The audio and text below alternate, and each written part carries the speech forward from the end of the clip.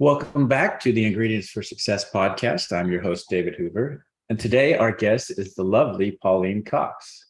Pauline is a functional nutritionist, an author, a mother, an entrepreneur, and a co-founder of Sow and Arrow, a health food store focused on high quality, nutrient-dense food and supplements with an emphasis on health optimization and sustainability.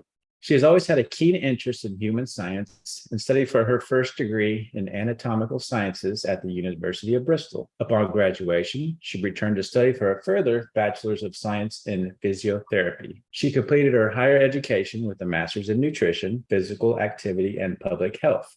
Pauline is currently undertaking the much sought after master's level in integrative medicine. Her second book, Hungry Woman, is due for release in June 2023. And her first book, the award-winning Primal Living in a Modern World, is available at sowandarrow.com. Wow. It's very clear you love to learn and consume as much information in human science and nutrition as possible, but it is also very clear that you are a very, very busy person. So I do appreciate you taking the time to join me today, Pauline. Welcome to the show. Thank you so much. I very much appreciate you having me on, and I thoroughly love doing shows like this because it's really a part of my passion to share information, share ideas, and talk to people like yourself about different ideas around nutrition and supplements and what we can all do together collectively when we share these ideas. Absolutely. Love it. Love it. Before we get going, I like to start with a few icebreakers. Again, for our listeners, I provide you the first question. 2 and 3 are surprises. So here we go. What was your dream job when you were a kid? That's a great question. I think my dream job, I didn't have so much a dream job in mind, but I knew I loved helping people. So I was always given things for my Christmas presents and birthdays that involved like little medical kits and a stethoscope and a thermometer that I could take the temperature of my teddies and dollies and my long-suffering brother and sister. So I always knew I had a real interest in humans and helping people, and also a very caring nature. As a child, I really didn't like seeing people suffering and not particularly well. So I think my dream job as a child really it revolved around the thought of helping people and helping people to not be unwell, in the simplest of terms. And it seems like you've actually started living out that dream job. So that's great. Yeah. All right. Let's go. Let's dive a little bit deeper. What is your go-to karaoke song? Ooh, gosh, that is a good question. My go-to karaoke song probably be something quite uplifting, and probably something like Queen's "Don't Stop Me Now" because it's quite it gets the energy going. Absolutely. And I think that in the world that we work in, which is very much around optimizing health and really using natural medicines and natural resources, it can sometimes feel like you're pushing a bit against an uphill battle. And you need that kind of energy and that enthusiasm and passion and determination to push forward with these messages when there's such a strong narrative that people must hand over their power to alternative forms of healthcare. So I think for me that music really embodies how, we can take information and use it to empower people and help them to really create their ultimate health and carve out their health destiny. I love it. Something upbeat, because health and nutrition is upbeat. We want to upbeat, be uplifting. So I love it. I love it. All right, let's go. So obviously you're big in nutrition. So what food did you not like as a kid that you love now? Oh, David, that's quite an easy one. I would say broccoli. I think that's a lot for everyone. Yeah, I mean, it was very typical at school to receive slightly overcooked and bland vegetables, and that was not unlike how I had my school vegetables presented. So broccoli was a bit of a chore to eat. However, now I absolutely love cruciferous vegetables, and I feel that there's so much we can do with vegetables to make them really delicious. I'm a big fan of adding condiments, spices, herbs, salt, Mm. different cooking techniques. So roasting, mashing. I love cauliflower mash with garlic, herbs.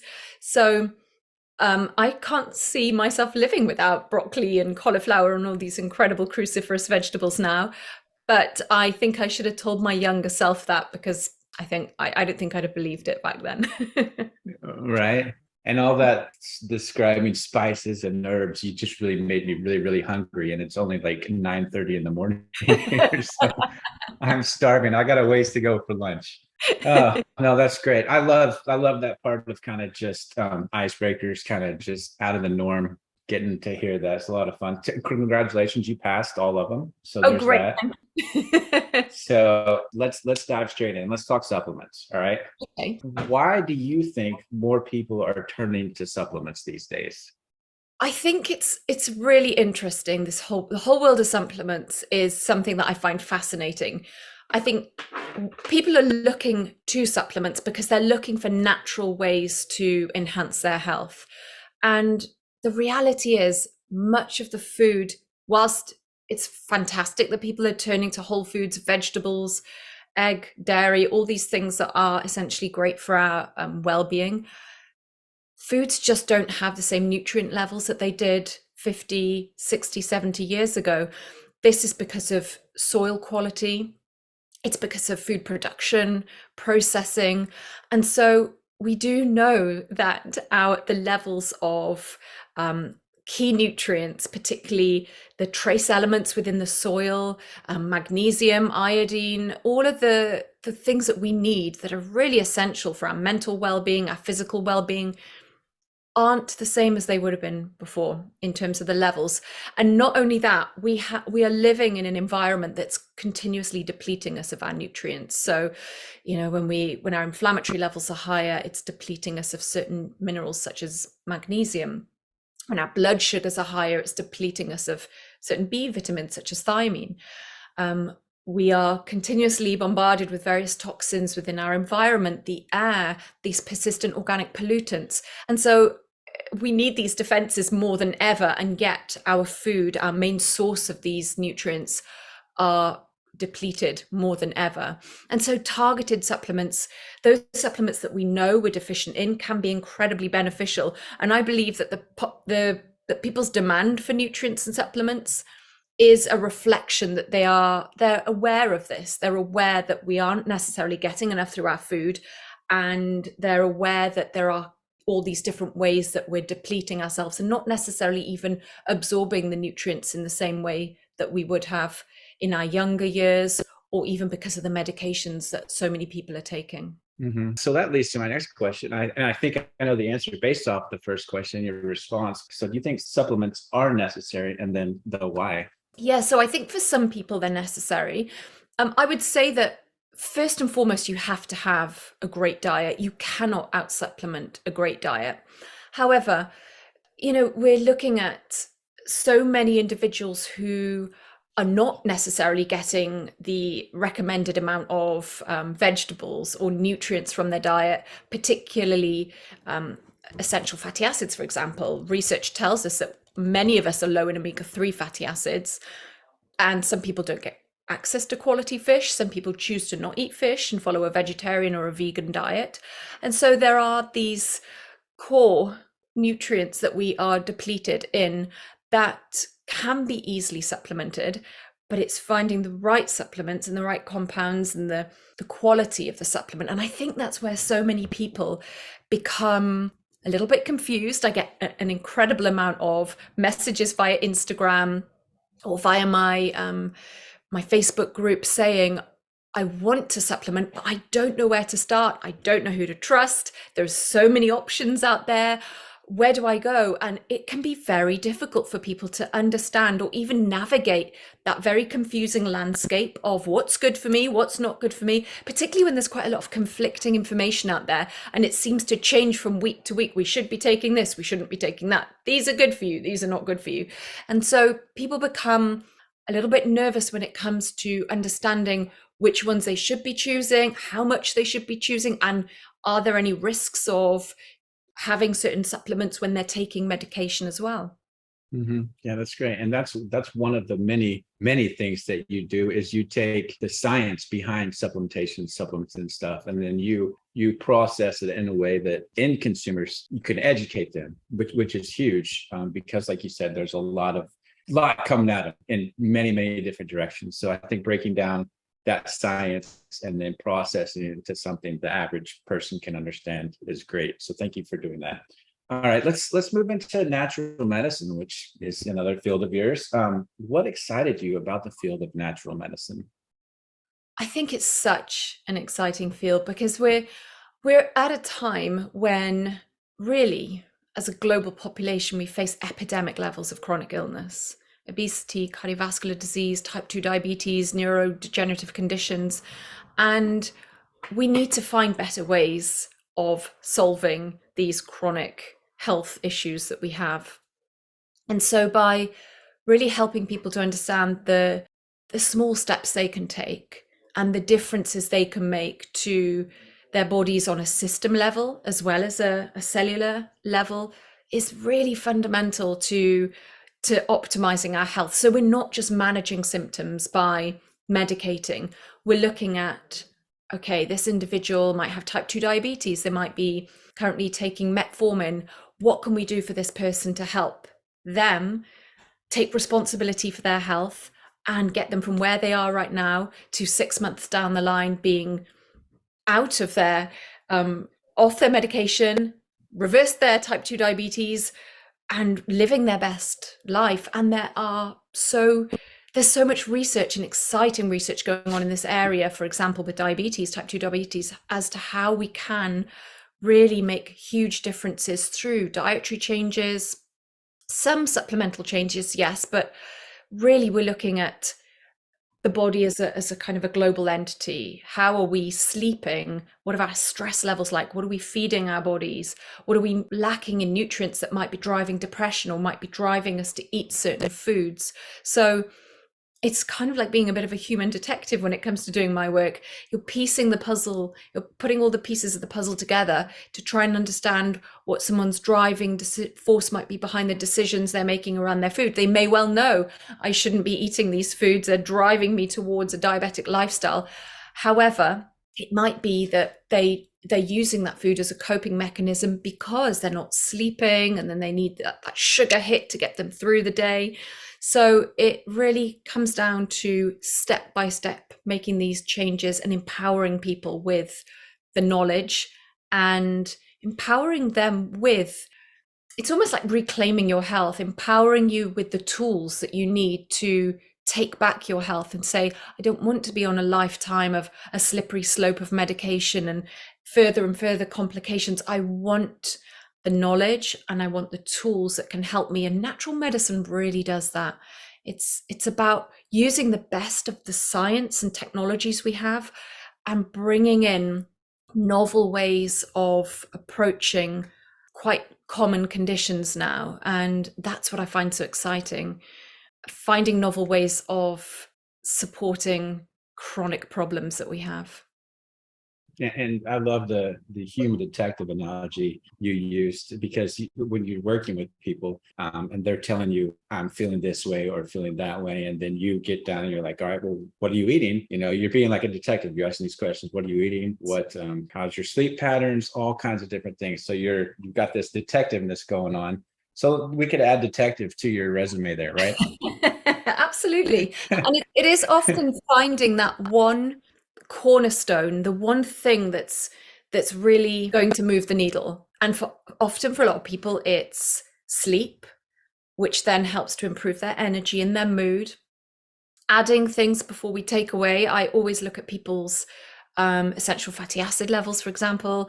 I'll ask them, you know, are you getting, what are you eating? Let's look at your diet. And then adding in a simple essential fatty acid, an omega-3 fatty acid supplement, because really that supports our brain health, it supports our mood, it supports our immune function, and it's something we know a great deal of people are lacking in.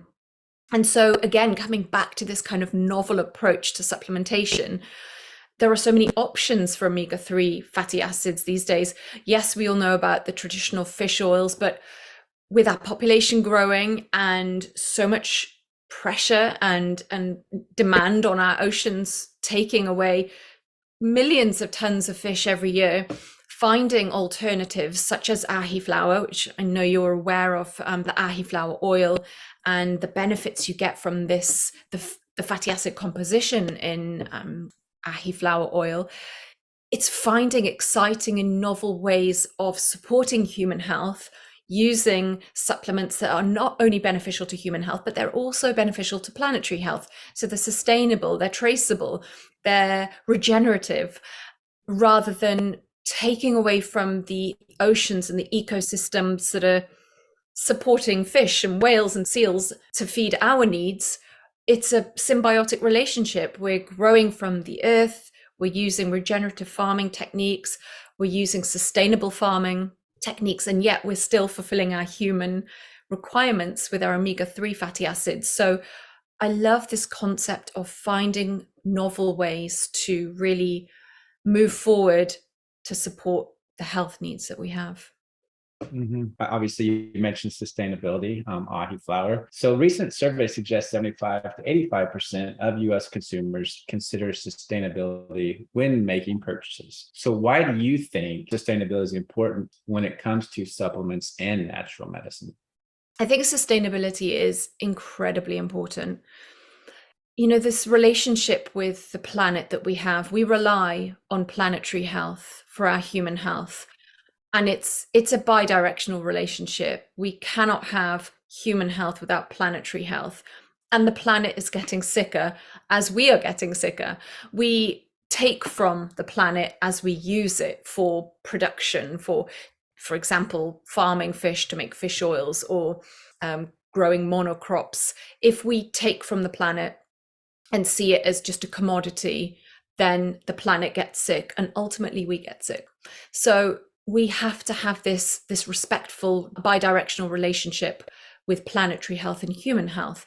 And so sustainability is at the core of that. We have to look at how we can work with Mother Nature to benefit us as humans, but also working with the rhythms, the ebbs and flows of nature, of seasons, and to not take, but to give back as well, to protect the soils and the quality of the soil. I mean, soil quality is incredibly important, not just for crop quality, but also for sequestering carbon from the environment. So having sustainability, and I love that statistic that you gave me, 75 to 80% of people are looking for sustainable supplements, and sustainability is at the top of their list, because really it has to be, in order for it to be something that we can continue with long term. Otherwise, in a way, we're just mortgaging the earth, and that has to come to an end at some point. And at what expense as well. So finding supplements and food products and companies that have sustainability at their core says a lot about that company, but it also says a lot about giving back to the planet and protecting the planet, as well as protecting our own health. Absolutely. And talking about how supplement manufacturers Yes. Can speak sustainability to their consumer, what are some of the top sustainability practices, I guess is what I'm trying to say, that supplement brands need to speak to consumers about? Yeah, that's a great question, because there's so much greenwashing, David, as I'm sure you're aware. And I think transparency is incredibly important. You can try and trick consumers with labels that give the impression that you're green and sustainable and you care about the planet, when the complete opposite is true. Or you can be completely transparent about your best efforts and what you're doing to ensure that the farmers that you're using the raw ingredients for your supplements are growing sustainability. They're protecting indigenous communities. They are following best practice when it comes to farming techniques and preventing soil degradation and soil quality. So really, I think it's about educating the consumer in a very transparent way and being very open about where you're at and where you're going and what you're trying to achieve along the way. Because I'm sure there are a lot of companies out there who are trying their best, but they're not where they want to be yet. But their customers will love hearing that they are making changes and that they're they're looking to the future and looking to switch this system to another one because it's more sustainable. They're looking to use these crops over those crops because they're better for the environment. And this is translating to all areas of healthcare at the moment. And so we're finding that not only are consumers buying supplements benefiting from this sustainable way of finding new and novel plants, which were once thought of as weeds, to improve the health of themselves and the planet, but this could translate into lots of different areas of healthcare.